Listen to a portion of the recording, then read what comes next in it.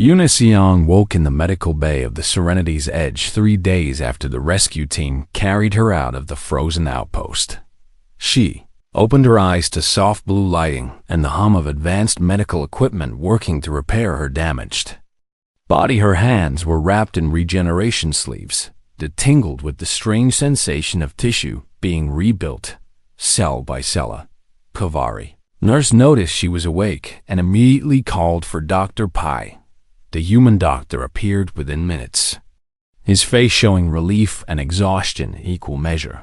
He told Yuna that she had suffered severe frostbite on both hands and would lose 2 fingers on her left hand despite their best efforts.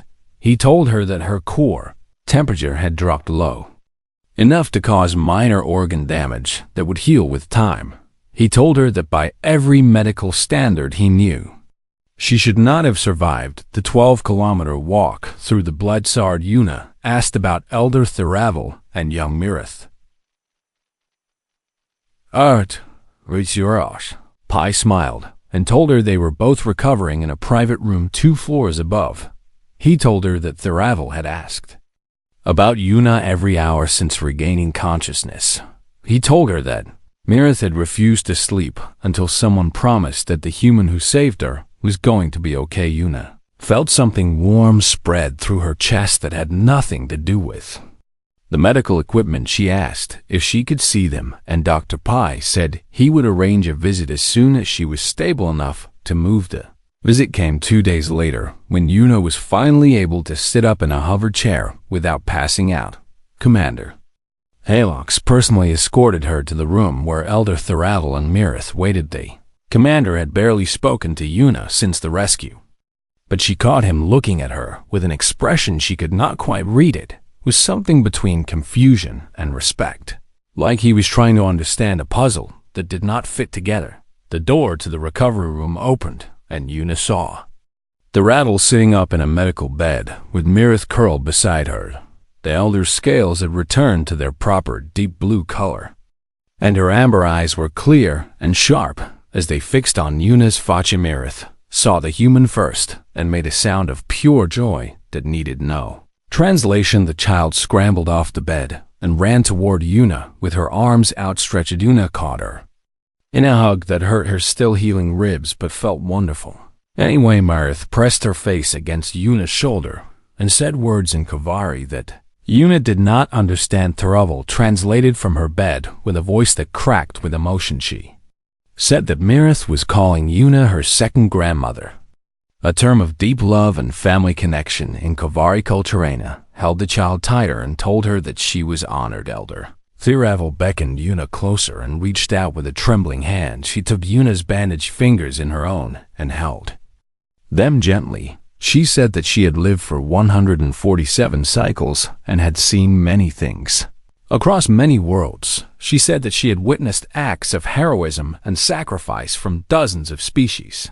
She said that she had never seen anything like what Yuna had done in the Bledzar. Yuna tried to deflect the praise, saying that any human would have done the same. Thiravel shook her head firmly. She said that was not true, and that Yuna should not diminish what she had accomplished. She said that the Kavari valued logic and calculation above all else. She said that if a Kavari had been in Yuna's position, they would have calculated the odds of survival and made a rational decision to leave the elder behind.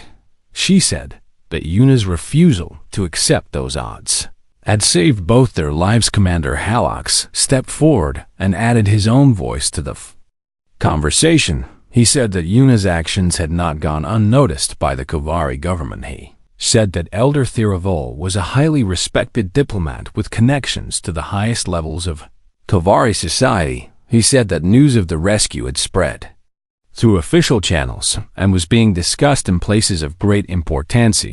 Yuna did not fully understand what he meant until 2 months later when she stood in the Grand Assembly Hall on Nesser Prime, the Kavari homeworld. She wore her dress uniform with the 2 missing fingers hidden inside a ceremonial glove. Elder Thiravel stood beside her looking healthy and strong, with young Mirith holding both their hands. The Kavari High Council filled the curved benches that rose in tiers around the central speaking floor. Hundreds of blue-scaled faces looked down at the human who had walked through a blizzard to save two of their people. The council speaker rose and addressed the assembly in formal Kovari that was simultaneously translated through Yuna's earpiece. She spoke about the long history of relations between the Kovari Dominion and the human species.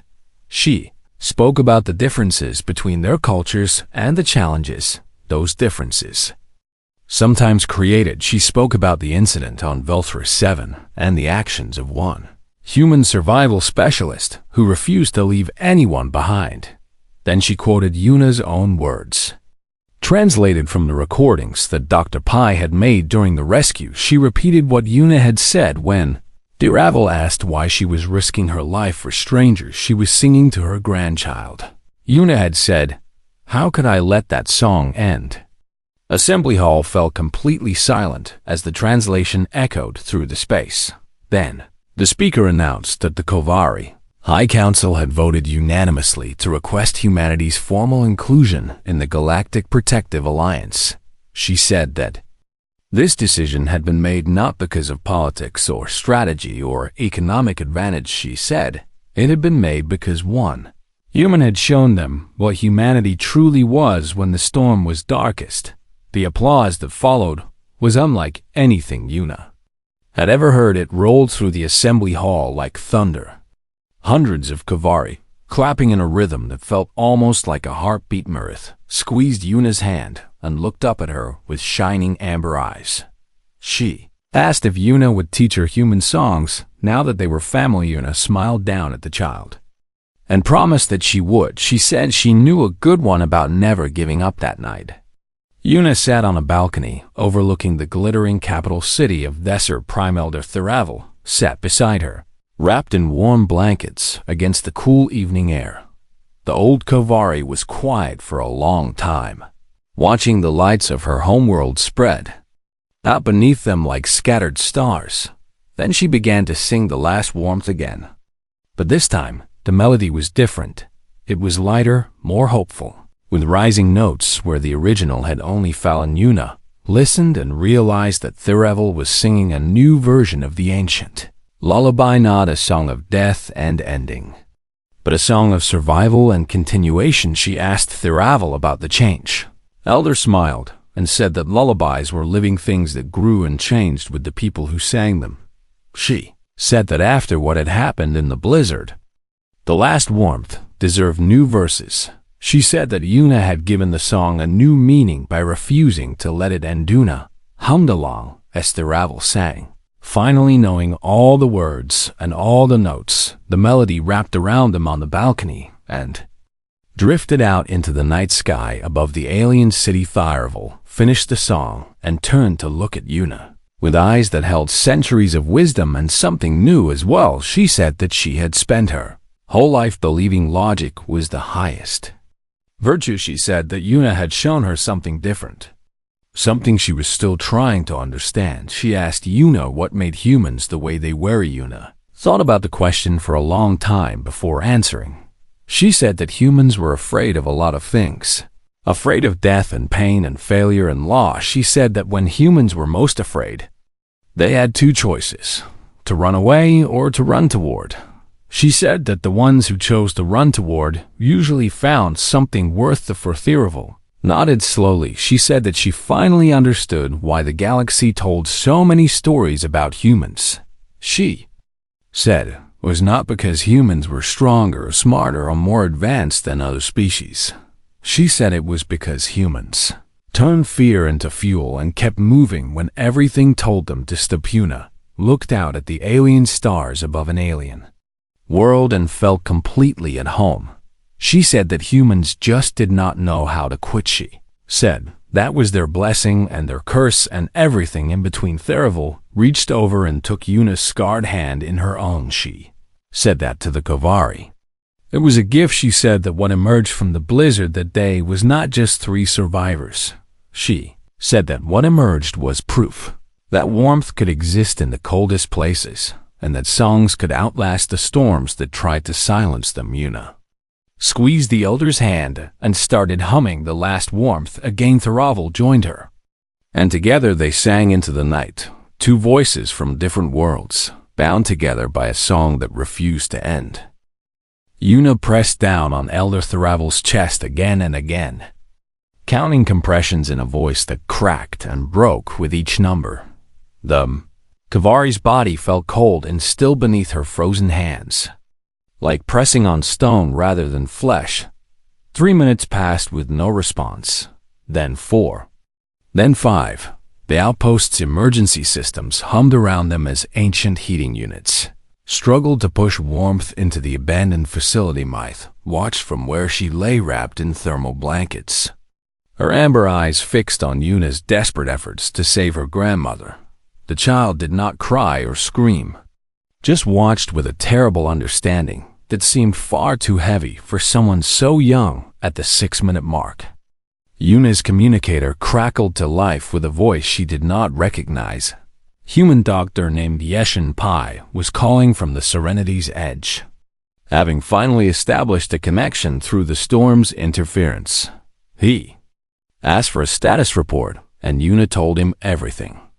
In short, gasping sentences between compressions, she told him that Elder Theravel had no pulse and had not responded to CPR for 6 minutes. She told him that young Mirith was stable but dangerously cold. She told him that her own hands were blackened with frostbite and she could barely feel what she was doing. Dr. Pai's voice remained calm and professional as he guided her through adjustments to her technique. He explained that Kavari physiology required compressions at a different rate and depth than human patients. Told her to press harder and faster, to ignore the feeling that she might break the elder's ribs.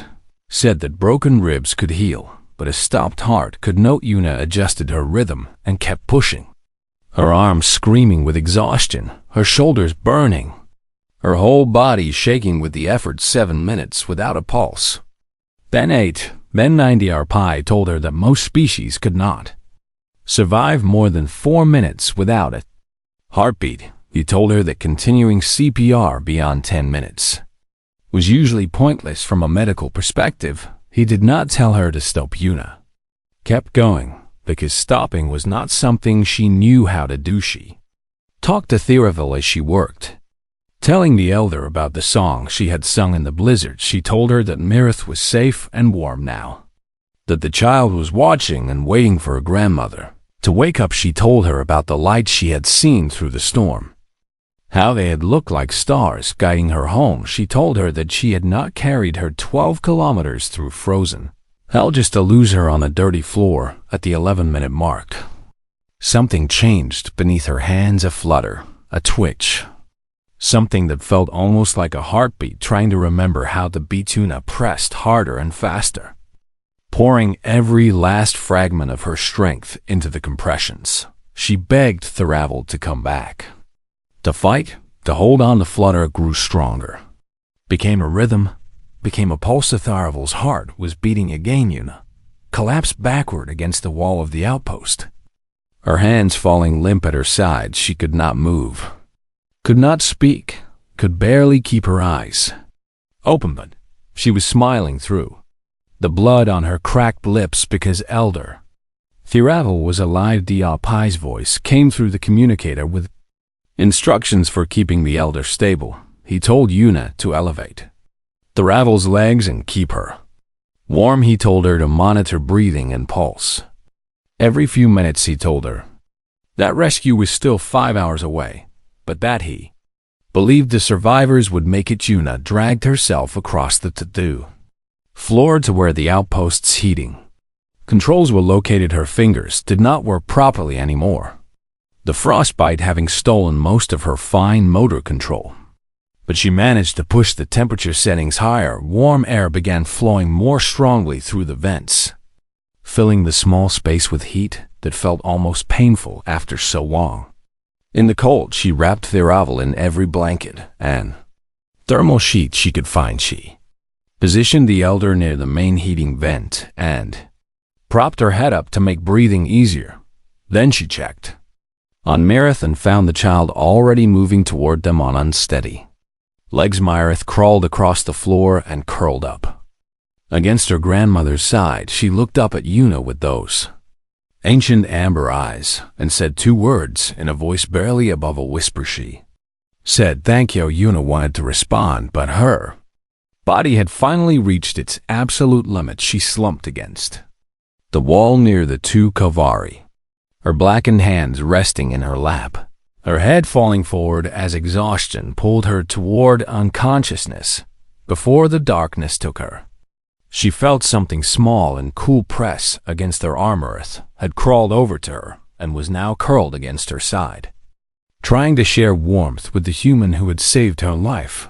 The child's scales were still cold, far too cold to actually warm anything. But the intention behind the gesture was clear. Myrith was trying to take care of Una the way Una had taken care of her. Una smiled and let her eyes close. She began humming the last warmth without really meaning to, the melody rising up from somewhere deep in her memory and flowing out through her broken lips. Myrith hummed along with her, the child's voice thin and fragile but perfectly in tune. Together, they filled the outpost with the ancient Kovari lullaby, transforming it from a song of death into something new. It became a song of survival, of stubbornness, of 2 species finding warmth in each other when the universe offered only cold. Elder Theravel stirred at the sound, and her eyes opened just enough to see her grandchild curled against the human who had saved them both. She tried to speak, but her voice would not come. So she simply listened to the song and let the tears flow down her gray-scaled face. 5 hours later, the rescue team from the Serenity's Edge burned through the outpost's main door with plasma cutters. Commander Halox led the team personally, unable to wait on the ship while others searched for survivors. He did not know what he expected to find inside the abandoned structure, but it was not what he saw. A human woman sat against the wall with 2 Kovari pressed against her, all 3 of them wrapped in thermal blankets. The human's hands were black with severe frostbite, and her face was covered in dry blood and frozen tears, but she was awake, and she was smiling, and she was humming a melody that Commander Halox recognized from his own childhood. It was the last warmth, the ancient Kovari lullaby that grandmothers sang to dying children, except this human was not singing it as a death song. She was singing it as something else entirely, something that made Commander Halox stop in the doorway and stare. Song filled the small space with warmth that had nothing to do with temperature. It wrapped around the survivors and the rescuers alike, connecting them in a way that words could not explain. Commander Halox had served in the Kovari military for 60 years and had seen countless acts of courage and sacrifice. He had never seen anything like this. He had never seen a human sing a Kovari lullaby to 2 survivors she had carried through a blizzard that should have killed all 3 of them. He stepped forward and knelt beside the human woman.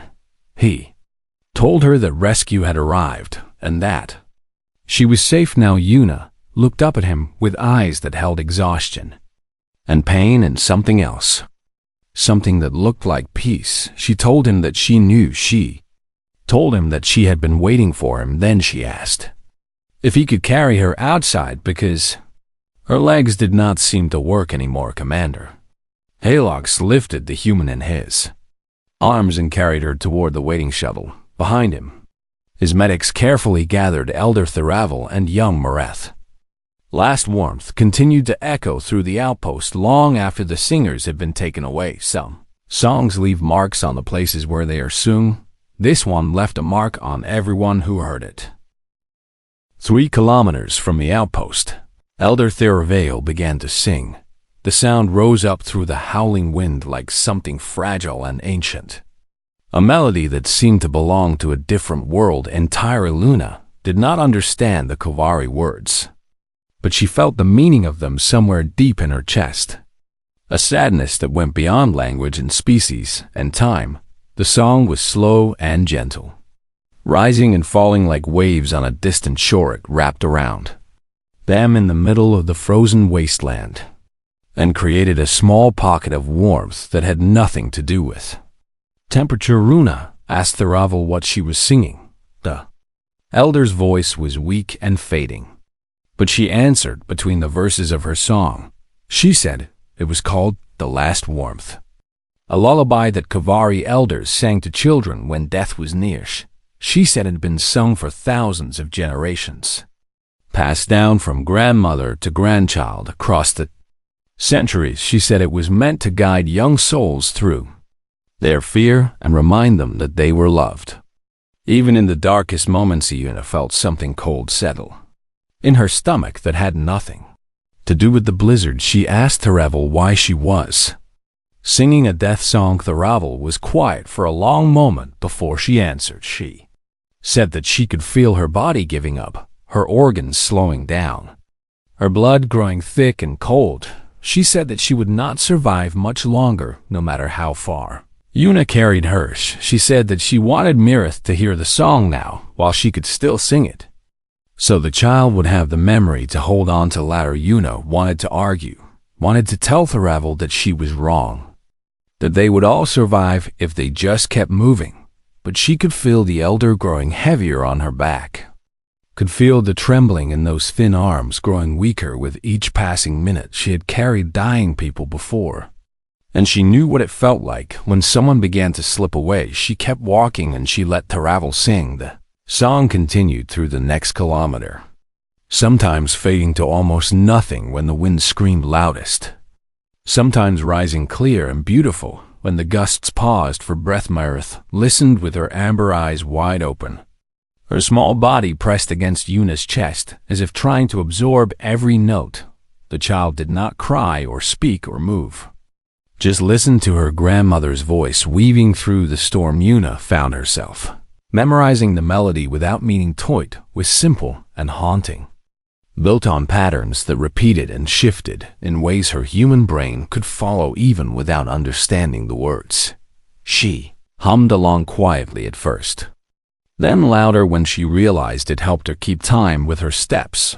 One note, one step, one note, one step, over and over through the endless white. At 2 kilometers from the outpost, Tharavel stopped singing mid-verse. Silence hit Yuna harder than the wind ever had. She called out to the elder, asking if she was okay, asking if she could hear her. Tharavel did not answer. Yuna felt for the elder's pulse through the thermal wrappings and found it faint and irregular, like a candle flame guttering in the breeze. She screamed at Tharavel to stay awake, to keep fighting, to hold on just a little longer. There was no response except the howl of the blizzard. Mirith looked up at Yuna with eyes full of understanding that no 8-cycle-old should possess. She asked if her grandmother was dying. Yuna wanted to lie, wanted to protect the child from the truth for just a few more minutes, but Mirith deserved better than lies, and Yuna did not have the energy to pretend. She told Mirith that her grandmother was very sick. She told her that she was doing everything she could to save her. She told her that sometimes doing everything was not enough, but that did not mean they should stop trying. Mirith nodded slowly, her small face old beyond her years. She asked Yuna to finish the song if her grandmother could not. She said her grandmother would want the song to be finished. Yuna felt tears freezing on her cheeks again as she looked at the brave child in her arms. She promised Mirith that she would finish the song. She promised that no matter what happened, the lullaby would not end unsung. Yuna did not know all the words, but she knew the melody well enough now to carry it forward. She opened her cracked, bleeding lips and began to sing in a voice made rough by cold and exhaustion. The Kavari syllables felt strange on her human tongue, probably wrong in 100 small ways, but the tune was right and the intention was true. She sang The Last Warmth as she walked the final kilometers through the storm behind her. Tharavel stirred at the sound of a human voice carrying her people's ancient song.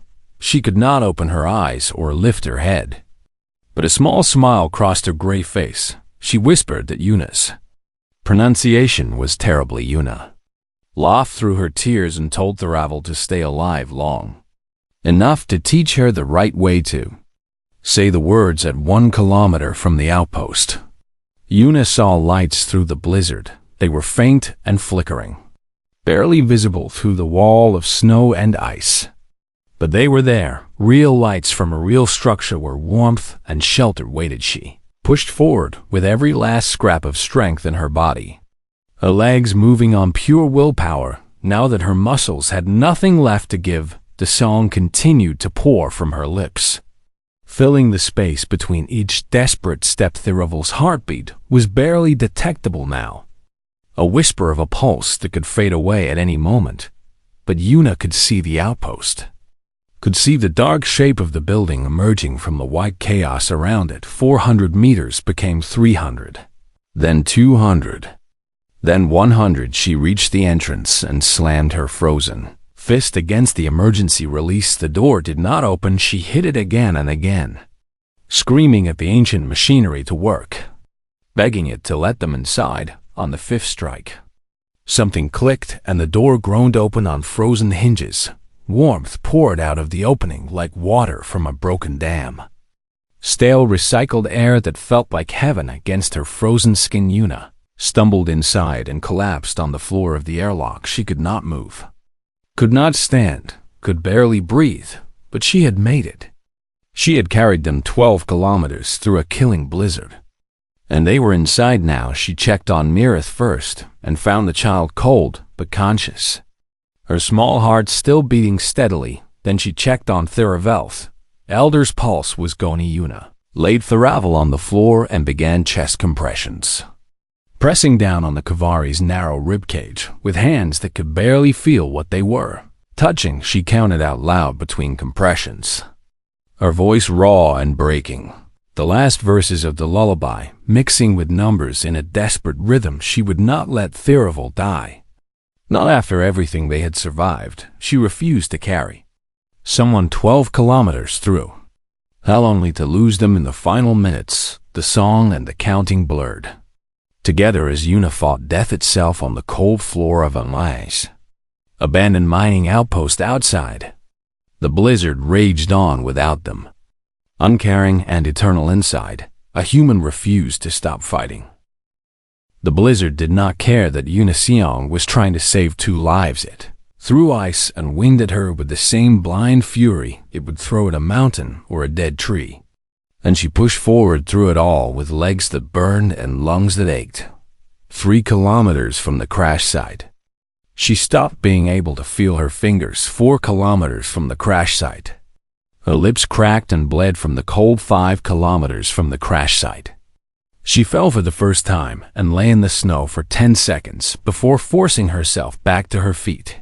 The weight of the 2 Kavari seemed to grow heavier with every step, as if the cold itself was pressing down on her shoulders. Along with them, Elder Theravel drifted in and out of awareness on her back, a grip around Yuna's neck loosening and then tightening again as her body fought against the creeping torpor. Young Mirith had gone still against Yuna's chest, and only the faint pulse beneath the thermal wrappings told Yuna that the child was still alive. She checked her scanner and felt despair try to crawl into her heart. 7 more kilometers to the outpost, and she had already used more than half her strength. The math did not work. The distance was too far, and her body was too weak, and the cold was too hungry. She kept walking anyway because stopping meant death high above the frozen moon. Commander Halox paced the bridge of the Serenity's edge and watched the rescue countdown with growing frustration. His ship was fast, but not fast enough to reach the survivors. Before the cold claimed them, he had sent a priority message to the nearest human vessel, requesting any information about the survival specialist on the surface. And the response he received made him read it 3 times to make sure he understood correctly.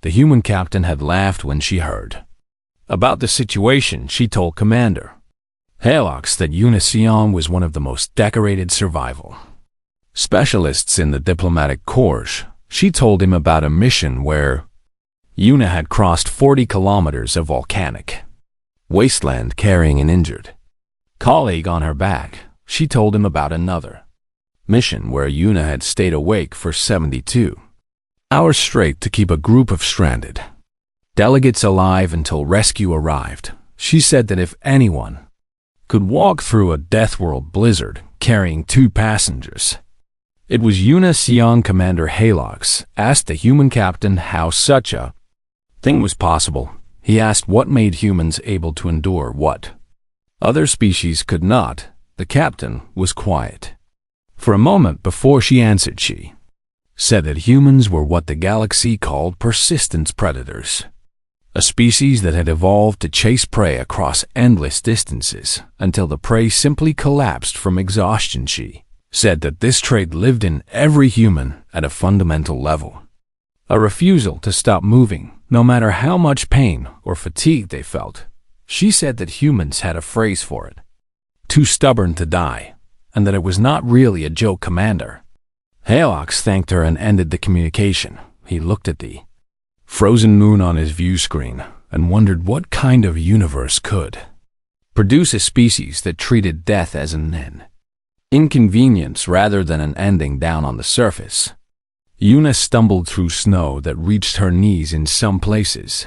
The wind shifted direction constantly, trying to push her off course, trying to turn her around and send her walking in circles until she collapsed. She kept her eyes on the scanner display, even though the screen was fogging over from condensation.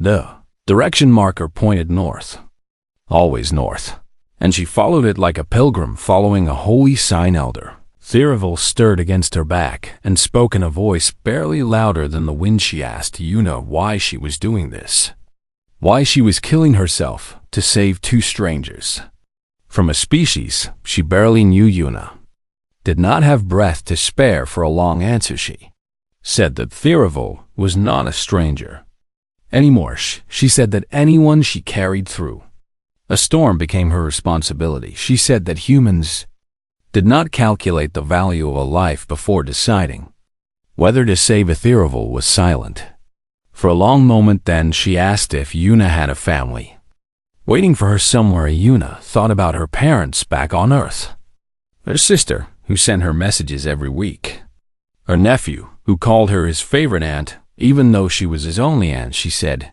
yes. She had people who loved her. Theravel asked why Yuna would risk leaving them without a daughter and sister and aunt just to save 2 Kavari she had met only hours ago. Yuna kept walking through the snow. She said that her family would be ashamed of her if she came home and told them she had let someone die to save herself. She said that was not the kind of person they had raised her to be. She said that if she died here doing the right thing, at least she would die knowing exactly who she was. Theravel made a sound that might have been weeping. She said she had misjudged humans for her entire long life. She said she had thought they were reckless and emotional and dangerously unpredictable. She said she was beginning to understand that those things were not weaknesses at all. At the 8-kilometer mark, Yuna's legs gave out completely. She crashed into the snow and could not get up no matter how hard she tried. Her muscles had reached their limit and her body was shutting down piece by piece. She lay there in the howling wind and felt the cold seeping through her suit and into her bones. Theravel whispered in her ear. With a voice full of sorrow, she told Yuna to let go, to save herself, to leave the 2 Kavari in the snow and walk the rest of the way alone. She said that Yuna had already done more than any Kavari would have done in her place. She said that no one would blame her for choosing survival. Yuna pressed her hands into the frozen ground and pushed. Her arms shook so badly that she thought they might break. But she kept pushing until she rose first to her knees and then to her feet. She told Theravel that she was not leaving anyone behind. She told her that they would reach the outpost together, or they would freeze together. But either way, they would not be separated. She told her that humans had a word for what she was feeling, and the word was family. Theravel fell silent and tightened her grip around Yuna's neck mirth stirred against Yuna's chest and made a small sound of fear. The child was awake again, pulled from torpor by some survival instinct that sensed movement and warmth.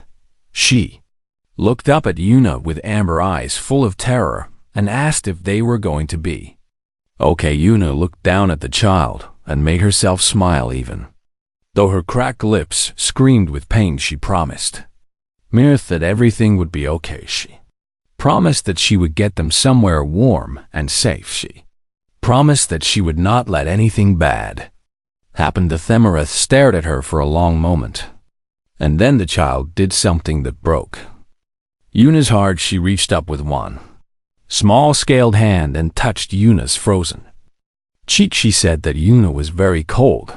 She said she wished she could make Yuna warm the way Yuna was making her warm. Yuna felt tears freeze on her face as she started walking again. She told Mirith that she was already warm. She told her that having someone to protect always made her warm. The scanner showed 4 kilometers remaining, and Yuna fixed that number in her mind like a target. 4 kilometers was nothing.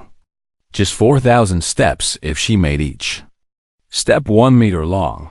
She could take 4,000 more steps. She could take 4 million more steps if that was what it took. The blizzard raged around her, and the cold tried to drag her down into the snow. Yuna kept walking because that was what humans did. They kept walking until there was nowhere left to walk. The transport ship screamed as it fell through the atmosphere of Velthra 7. And Yuna Sion gripped her seat harness with both hands as fire bloomed across the viewport. She had survived worse landings during her 12 years with the Galactic Diplomatic Corps. But this one felt different, more violent, more final. The Kavari pilot named Captain Dorvax shouted commands into his communicator, but static answered him. And then the frozen ground rushed up to meet them like a white fist. Metal shrieked and tore apart around her as the ship carved a trench through ice and stone. And Yuna felt her world spin end over end until everything went silent. And still she opened her eyes to darkness and the howl of wind forcing its way through the ruptured hull. Blood ran down her forehead and her ribs ached with each breath. But she was alive. And that meant others might be alive too. Yuna forced her restraints open and dropped to the tilted floor of the passenger cabin. Emergency lights flickered, red and orange across twisted metal and shattered equipment. And she saw Captain Dorvax still in his pilot seat with his neck bent at an angle, but no living creature could survive. She whispered an apology to him and moved deeper into the wreckage. The Kavari were a reptilian species with scales the color of deep ocean water and eyes like polished amber. They could not regulate their own body temperature the way humans could. And Velthra 7 was a frozen death world where storms pushed temperatures to 90 degrees below zero without warmth. The Kavari would enter a state called torpor, and then they would simply stop breathing. Yuna found Elder Theravel pinned beneath a fallen support beam near the back of the cabin. The old diplomat was conscious, but barely moving. Her scales already fading from blue to a sickly gray as cold crept into her blood. Beside her, curled into a tight ball and shivering, was young Mirith, the elder's grandchild of only 8 cycles. The child looked up at Yuna with huge, terrified eyes and made a sound that needed no translation. She was asking if they were going to die. Yuna grabbed the support beam and heaved it aside with strength born from adrenaline and fear. She pulled Theravel free and checked for broken bones, finding bruises and cuts, but nothing that would kill the elder before the cold did. That was the real enemy now. The freezing air that poured through the gashes in the hull like water flooding a sinking ship. Yuna activated her survival scanner and felt her stomach drop when she read the results. The distress beacon was damaged and sending only fragments of their location. Signal rescue would come eventually, but not for 16 hours at the minimum. and the Kavari had perhaps 3 hours before hypothermia shut down their organs. The scanner showed one structure within range, an abandoned mining outpost 12 kilometers to the north. 12 kilometers through a blizzard that reduced visibility to almost nothing. Carrying 2 Kavari who could not walk that distance on their own. It was impossible, and Yuna knew it was impossible. And she began gathering thermal blankets from the emergency supplies. Anyway, Elder Thiravel watched her with eyes that held centuries of wisdom and diplomatic experience.